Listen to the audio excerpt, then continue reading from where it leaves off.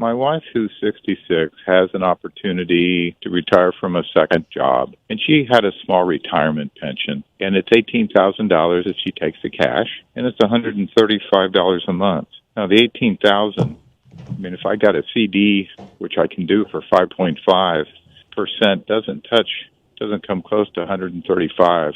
And I know Dan always said, when you get older, you don't worry about how much you have; it's how much you have coming in each month. And this 135 is tied to the cost of living. So I was wondering, is that the wiser choice to take the monthly allotment?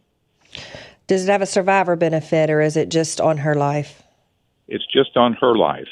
Okay. And I'm 72, and I know Dan used to refer to the actuarial tables. If two people are married and they're both 65, one of them is going to live into their 90s.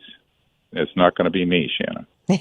So that would probably be her if averages play out. But that's what it is. So I suspect there is survivor benefits, yes, but it would be at a reduced rate. And it isn't a major part of our income. But and you said it does have a cost of living adjustment.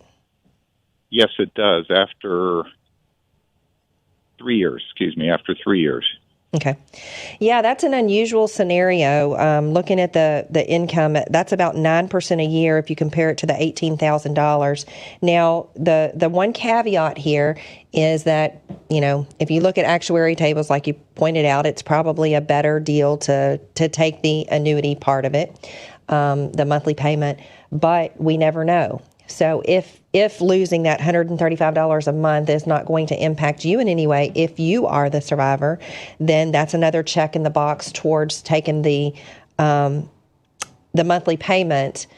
I would just be aware that, if something happened, if your wife got to go home to be with Jesus sooner than you expected, that $18,000 would, be something that would be lost. So it's an unusual thing to see a pension with a cost of living adjustment, because that's the other thing that I would point out is that, in today's high inflation environment, are those monthly payments going to be enough to sustain you going forward? But, based on a few things that you mentioned, this is a very small piece of your overall portfolio. Might be a good idea to lock in some of that longer term income. So I wouldn't be opposed if you went in that direction.